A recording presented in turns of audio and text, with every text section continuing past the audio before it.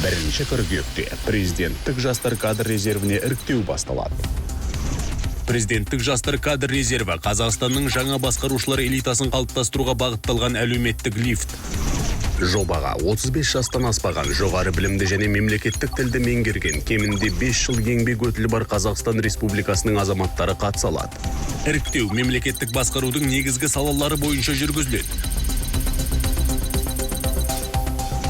Президенттік жастар кадр резервіне қатысу үшін pkreserv.gov.kz сайтында өтініш беру қажет.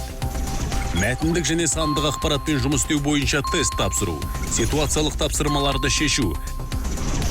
Әрі қарай сарапшылар үміткердің құзыреттерін топтық және жеке жаттығулардың нәтижелері бойынша бағалайды. Бұдан әрі әңгімелесу барысында қатысушы таңдалған сала бойынша өз идеясын таныстырады. Барлық кезеңнің кешенді нәтижелері бойынша ұлттық комиссия 50 кандидаттың тізімін қалыптастырады. Президенттік жастар кадр резерві ел дамуына өз үлесіңді қос.